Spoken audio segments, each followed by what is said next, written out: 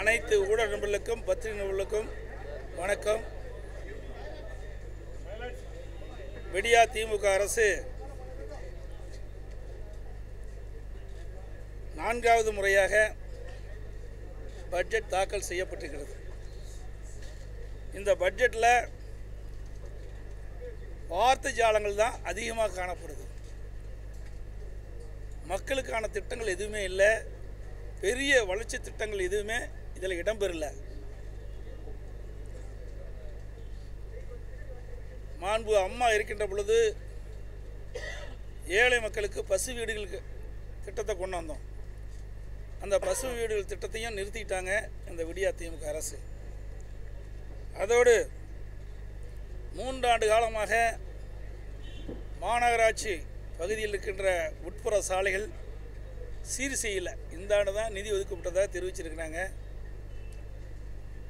அதோட கிராமப்புறத்தில் 1,52,000 கிலோமீட்டர் உள்ள சாலைகளை சீர் செய்வதற்கு வெறும் 1000 கோடி தான் ஒதுக்கியிருக்கிறாங்க.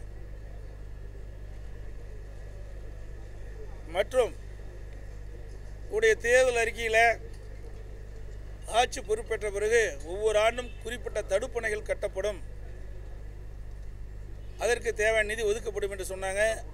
இந்த பட்ஜெட்டில் அதுவும் தெரிவிக்கப்படவில்லை.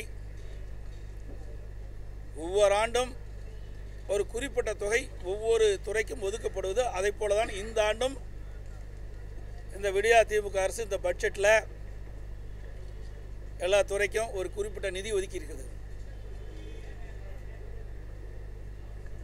இந்த ஆட்சி பொறுப்பேற்ற பிறகு 21-22 72,739.29 கோடி பற்றாக்குறை, 22-23 1,55,625.11 கோடி பற்றாக்குறை, 23-24 2,49,684 கோடி பட்ஜெட்டில் பற்றாக்குறை. இன்றைக்கு 2024-25 திட்ட மதிப்பீட்டில் நீங்கள் பார்த்தீங்கன்னா 3,58,354 கோடின்னு சொல்கிறாங்க. இன்றைக்கு நிதி பற்றாக்குறை 1,08,689 கோடி அப்படின்னு இந்த ஆண்டு சொல்லியிருக்கிறாங்க. இன்றைக்கு இந்த விடியா திமுக ஆட்சி பொறுப்பேற்ற பிறகு நீங்கள் 8,33,361 கோடி கடன் இருக்குது. வேறு ஆட்சி பொறுப்பு ஏற்பதற்கு முன்பாக 2021 பொதுத் தேர்தலின் போது இன்றைய முதலமைச்சர் பொதுக்கூட்டத்தில் பேசுகின்ற பொழுது தமிழ்நாட்டை கடனாளியாக்கி விட்டார்கள் என்ற குற்றச்சாட்டை தெரிவித்துக் கொண்டிருந்தார். இப்பொழுது ஆட்சி பொறுப்பேற்ற பிறகு சுமார் 8,33,361 கோடி கடன் உயர்ந்திருக்கிறது. இந்த கடன் மேலாண்மை சரி செய்வதற்காக ஒரு நிபுணர் குழு அமைக்கப்படும் என்று சொல்லி ஒரு குழு அமைச்சாங்க. இப்போ அந்த குழுவை தேடி கண்டுபிடிக்க ஒரு குழு போடணும். அப்படிப்பட்ட நிலைமை தான் தற்போது இந்த ஆட்சியில் பார்க்க முடியுது. நாங்கள் எங்களுக்கு நிதிநிலை புக்கு கொடுக்கல, நிதிநிலை புத்தகம் கொடுக்கல, கணினியில் தான் நாங்கள் பார்த்துக்கிட்டு இருந்தோம். அதனால் முழுமையாக அதில் எடுக்க முடியல. என்னுடைய நிதிநிலை வரவு செலவு திட்டத்தில் பார்க்கும்போது பல குளறுபடி இருக்கின்றன. அதையெல்லாம் முழுமையாக என்னுடைய அறிக்கையில் ஊடகத்துக்கு பத்திரிகையும் கொடுக்கப்படும்.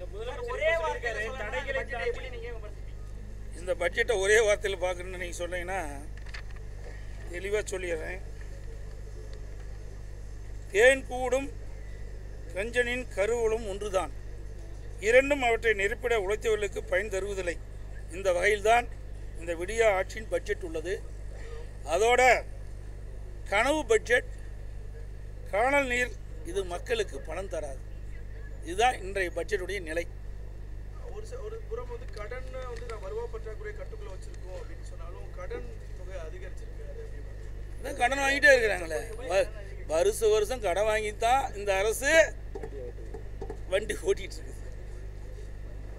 ஆட்சி வருவதற்கு முன்பு என்னெல்லாம் பேசினாங்க? அனைத்து இந்திய அண்ணா திராவிட முன்னேற்ற கழக அரசில் கடன் வாங்கி வாங்கி தமிழகத்தை கடனாளாக்கிட்டாங்கன்னு சொன்னாங்க. இன்றைய நிலை என்ன? இந்த ஆட்சி பொறுப்பேற்றிலிருந்து கடன் வாங்கி தான் இந்த ஆட்சியே நடக்குது. இப்படியே கடன் வாங்கி இன்றைய நிலைக்கு நான் சொன்ன மாதிரி 8,33,366 கோடி கடன் வாங்கிட்டாங்க. எல்லா வகையிலும் இன்றைக்கி நிதியமைச்சர் பேசுகிறார். இதற்கு முன்பு மேதக ஆளுநர் உரையில் நன்றி தெரிவிக்கும் தீர்மானத்தில் பதிலுரை ஆற்றினார் முதலமைச்சர். அப்போ சொன்னார் நம்பர் ஒன் சொன்னார். இந்தியாவிலேயே கடன் வாங்குவதில் நம்பர் 1 தமிழ்நாடு. அதை சொல்ல மறந்துட்டார். தடைகள் வந்துட்டு அதிகமாக இருக்கு. மத்திய அரசு சில திட்டங்களுக்கு வந்து நிதி வந்து ஜிஎஸ்டி தொகை வந்து முழுமையாக கொடுக்க மாட்டாங்க அப்படின்ற மாதிரியான குற்றச்சாட்டுகள்லாம் கூட. அதாவது அனைத்து இந்திய அண்ணா திராவிட முன்னேற்ற கழக ஆட்சியை விட இப்பொழுது அதிக வருமானம் வந்துகிட்டு இருக்குது. உங்களுக்கே தெரியும் ஜிஎஸ்டியில் எவ்வளோ வருமானம், அதில் பாதி வருதுல்ல. அப்புறம் அதிகமான வருமானம் தான் இருக்குது. அனைத்து இந்திய அண்ணா திராவிட முன்னேற்ற கழகத்தில் கலரில் வந்த நிதியோடு அதிகமாக வந்துட்டு இருக்குது. அதோட பத்திரப்பதிவில் வந்த நிதியோட வருவாயோடு அதிகமாக வந்துட்டு இருக்குது. ரோட் டிரான்ஸ்போர்ட்டில் அதிகமாக வந்துட்டு இருக்குது. பெட்ரோல் டீசல் விற்பனையிலையும் அதிகமாக வருவாய் மாநிலத்துக்கு வந்துட்டு இருக்குது. அனைத்து இந்திய அண்ணா திராவிட முன்னேற்ற கழக அரசு இருக்கின்ற பொழுது வந்த வருவாயை விட கூடுதலான வருவாய் தான் வந்துட்டு இருக்குது, குறைவாக இல்லை. ஆனால் எந்த திட்டமும் பெரிய திட்டம் அறிவிக்கல. மாண்பு அம்மாவுடைய அரசு இருக்கின்ற பொழுது, இதே புரட்சித் தலைவர் அம்மா இருக்கின்ற பொழுது பல்வேறு புதிய திட்டங்களை அறிவித்தோம். நிறைய திட்டங்களை கொண்டு வந்தோம். குடிமராமத்து திட்டத்தை கொண்டு வந்தோம். விலையில்லா மிக்சி கிரைண்ட் மினிஸ்ட்ரி கொடுத்தோம். அதோட விலையில்லா சைக்கிள் கொடுத்தோம். மடிக்கணினி மாணவர்களுக்கு கொடுத்தோம். தாலிக்கு தங்கம் கொடுத்தோம். அம்மா இருசக்கர வாகனம் கொடுத்தோம். இன்றைக்கி அதிகமான மருத்துவக் கல்லூரிகளை கொண்டாந்து அதுக்குண்டான கட்டமைப்பு ஏற்படுத்தணும். அதிக மாவட்டங்களை பிரித்து அதுக்குண்டான கட்டமைப்பு ஏற்படுத்தணும். நிறைய ஆரம்ப சுகாதாரங்களை துவக்கணும். அதுக்குண்டான கட்டடத்தை கொடுத்தோம். மேம்பட்ட ஆரம்ப சுகாதாரத்தை கொடுத்தோம். அதுக்கு கட்டடத்தை கொடுத்தோம். தாலுக்கா அளவுக்கு புதுசாக கட்டினாங்க. பள்ளிகள் புதுசாக கட்டினாங்க. கல்லூரிகள் புதுசாக கட்டினாங்க. இப்படி நிறைய திட்டங்களை கொண்டு வந்தோம். நிறைய சாலைகளை அமைத்து கொடுத்தோம். நிறைய பாலங்களை அமைத்து கொடுத்தோம். இப்போ என்ன புதிய திட்டத்தை கொண்டு வந்திருக்கிறாங்க? இந்த பட்ஜெட்டில் ஒன்றுமே இல்லையே. பெரிய திட்டங்கள் எதுவுமே இல்லையே. வருவாய் உயர்ந்திருக்குது, ஆனால் திட்டங்கள் எதுவுமே இல்லை. புதுமை பெண் திட்டம், மகளிர் உரிமை தொகையெல்லாம் அவங்க கிளைம் பண்ணுறாங்க. அதை நிறுத்தி தானே கொண்டு வந்திருக்காங்க. புதுசாக எதுவும் கொண்டு வரலையே. நாங்கள் ஒரு ஆட்டுக்கு எவ்வளோ வருமானம் எவ்வளோ செலவுன்னு சொன்னோம். தாலிக்கு தங்கம் திட்டத்தை கொண்டு வந்தாங்க 1000 கோடி. அதை நிறுத்தி இப்போ 600 கோடி தான் செலவு பண்ணுறாங்க. அதில் 400 கோடி மீதி. அதே மாதிரி மடிக்கணினி திட்டம் கொண்டு வந்தோம். கிட்டத்தட்ட பார்த்தீங்கன்னா 7000 கோடிக்கு மேலே அதுக்கு மட்டும் நிதி ஒதுக்கீடு செஞ்சுருக்கிறோம். 52,31,000 பேர் கொடுத்துருக்குறோம். அந்த நிதியை நிறுத்தி மாணவர்களுக்கு கொடுக்குறாங்க. இப்படி நாங்கள் கொண்டு வந்த மக்கள் நலன் சார்ந்த திட்டத்தை நிறுத்தி, அதுக்கு செலவழித்த தொகையை நிறுத்தி, அந்த தொகையை இதுக்கு மாற்றி பேரை மாற்றி கொடுத்துட்ருக்குறாங்க. இதுதான் நடக்குது. ஆனால் நாங்கள் இவ்வளவு கொடுத்தோம், அதிகம் கடன் வாங்கலையே. இப்போ எங்கள் திட்டத்தை நிறுத்தி தானே அந்த திட்டத்தின் மூலமாக செலவழித்த தொகை தானே இவர்கள் அறிவித்த திட்டத்துக்கு செலவழிக்கிறாங்க. சார், இப்போ இந்த ஆண்டு வந்து 3000 புதிய பேருந்துகள் வாங்கப்படும். அதே நேரத்தில் வந்து 500 எலக்ட்ரிக் பஸ்ஸும் இந்த ஆண்டு வாங்கப்படும், பயன்பாட்டுக்கு வரும்னு பட்ஜெட்டில் சொல்லியிருக்கிறாங்க. இது இப்படியே எழுதி வச்சுக்கங்க. ஆண்டுக்கு நான் ஏற்கனவே சொன்னேன், 21, 22 போக்குவரத்து துறையில் 2300 என்னமோ சொன்னாங்க புதிய பேருந்துகள் வாங்கப்படும், டீசல் பேருந்துகள். 500 KFW ஜெர்மன் நாட்டு பன்னாட்டுடைய அதில் மின்சார பேருந்து வாங்கப்படணும். அடுத்த வருஷமும் அதே தான் சொன்னாங்க. அதுக்கு அடுத்த வருஷம் அதே தான் சொன்னாங்க. இப்போவும் 3000 பேருந்துகள் வாங்கப்படும், 500 மின்சார பேருந்து வாங்கப்படும் சொல்கிறாங்க. அடுத்த ஆண்டு இதே தான் இருக்கும். இது காயத்தில் மட்டும்தான் இருக்குது, ஏட்டளவில் மட்டும்தான் இருக்கும், நடைமுறைக்கு வராது. இதுதான் திராவிட மாடல் ஆட்சி. மத்திய அரசிட்ட நம்ம ₹1 கொடுத்தோம் அப்படின்னா திருப்பி 26 பைசா தான் வருது அப்படின்றது தமிழ்நாடு அரசுடைய கிளைமாக இருக்குது. அதிமுக ஆட்சி காலத்தில் நம்ம எவ்வளோ கொடுத்துருந்தோம், மத்திய அரசு வந்து எவ்வளோ கொடுத்தாங்க? இதே நிலை தான் அன்றைக்கும் இதே நிலை தான். ஏன்னா நாங்கள் ஆட்சி இதை மட்டும் அள்ளி கொடுத்துட்டாங்களா? இவர்களுக்கு எந்த நிலைமையும் அதே நிலைமை தான் அதிமுக அரசு இருக்கின்ற பொழுதும். மத்தியில் யார் ஆட்சிக்கு வந்தாலும் இந்த நிலைமை தான். ஆனால் இருக்கின்ற நிதியை வைத்து சிறப்பான ஆட்சி நான் கொடுத்தோம்.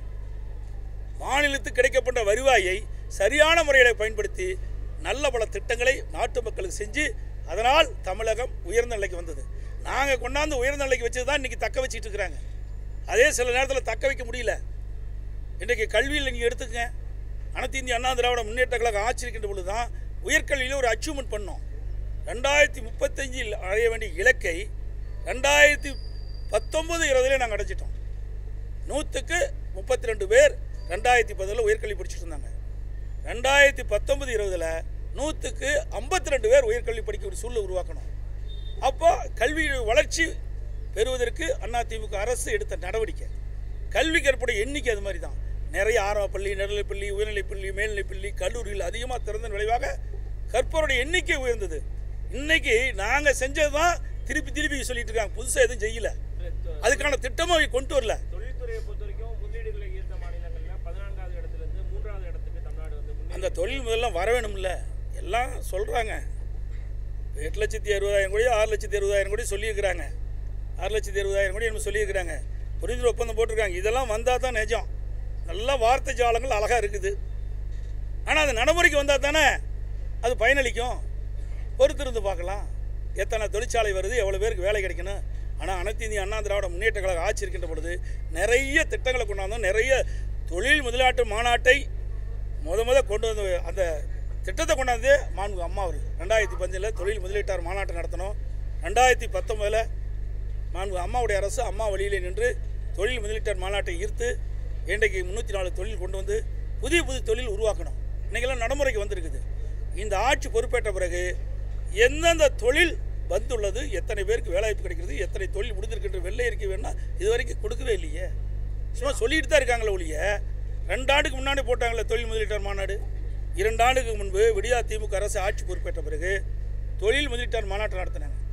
அந்த தொழில் முதலீட்டு மாநாட்டில் புரிந்துணர்வு ஒப்பந்தம் போட்டிருக்காங்க. எத்தனை புரிந்துணர்வு ஒப்பந்தம் நடைமுறைக்கு வந்தது, எத்தனை தொழிற்சாலைகள் நடந்துகிட்டு இருக்குது, நடந்து முடிஞ்சிருக்குது, முடிஞ்ச தொழிற்சாலையில் எத்தனை பேருக்கு வேலை கிடைச்சிருக்கு. அதுக்கு வெள்ளை அறிக்கை கொடுக்கணும், இது வரைக்கும் கொடுக்கல.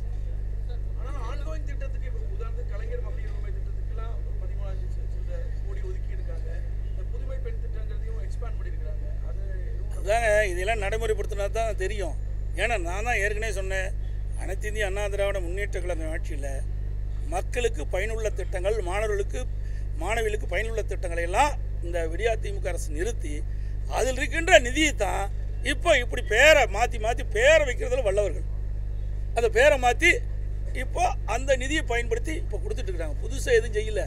இப்போ ஒரு ஆட்சி மாற்றம் எப்படின்னா, ஏற்கனவே இருக்கிற ஆட்சியாளர்கள் மக்களுக்கு எந்த அளவுக்கு நன்மை பயக்கக்கூடிய திட்டங்களை கொண்டு வந்தாலும் அதை தொடர்ந்தால் பரவாயில்ல. அதை நிறுத்திட்டு வேற ஒன்றை மாற்றி இவர்கள் அந்த நிதியை பயன்படுத்தி செல்வதில் எந்த வித புதுமை படைச்சிருக்கிறாங்க. அதே மாதிரி வந்து மாணவர்களுக்கான கல்வி கடன் ஓராண்டில் வந்து 2,500 கோடி ரூபாய்க்கு 1,00,000 மாணவர்களுக்கான அந்த கல்வி கடன் வழங்கப்படும் சொல்லியிருக்கிறாங்க. ஏற்கனவே 2021 சட்டமன்ற பொதுத் தேர்தலும் போது இன்றைய முதலமைச்சர், இன்றைக்கு எதிர்க்கட்சி தலைவர், திராவிட முன்னேற்ற கழக தலைவர் என்ன சொன்னார்? இன்றைக்கு இளைஞர்கள் மாணவர்கள் வங்கி கடன் தள்ளுபடி செய்யணும்னு சொன்னார். தண்ணியில் எழுதி வச்சாச்சு. கல்வி கடன் ரத்து என்று இன்றைக்கு மாணவர்களுக்கு ஒரு கவர்ச்சிகரமாக ஒரு அறிவிப்பு கொடுத்து மாணவர்களிடத்து வாக்குகளை பெற்று, இளைஞரிடத்தில் வாக்குகளை பெற்று அதோடு முடிஞ்சு போச்சு. இது வரைக்கும் கல்வி கடன் என்ன ஆச்சுன்னு ஒரு வார்த்தை கூட யாரும் பேசலை. இப்போ 2,500 கோடி கடங்குறீங்க. எந்த வங்கி கொடுக்க போகுது சொல்லுங்க. எந்த வங்கியில் நீங்கள் வாங்கி தர போகிறீங்க? இது வரைக்கும் 3 ஆண்டு காலம் ஆச்சுல்ல. இந்த இளைஞர்களுக்கும் மாணவர்களுக்கும் கல்வி கடனுக்கு எத்தனாயிரம் பேருக்கு, எத்தனை லட்சம் பேருக்கு கல்வி கடன் வாங்கி கொடுத்துருக்கீங்க, எத்தனாயிரம் கோடி கடன் பெற்று தந்திருக்கிறீங்க இளைஞர்களுக்கு சொல்லுங்கள். அந்த பட்டியலாம் கிடையாது. எல்லாம் கவர்ச்சிகரமாக வார்த்தை ஜாலங்களை பார்த்துக்கலாம். நிதிநிலை புத்தகத்தில் அவ்வளோதான், வேறு ஒன்றுமே கிடையாது. டெல்லியில போராடுற விவசாயிகளுக்கு தமிழக முதலமைச்சர் ஆதரவு இருக்காரு, கைது பண்ணிட்டே இருக்காங்க சார். இந்த வீடியோ உங்களுக்கு பிடிச்சிருந்தா ப்ளீஸ் லைக் அண்ட் ஷேர் பண்ணுங்க. மறக்காம எங்க சேனலை சப்ஸ்கிரைபும் பண்ணுங்க.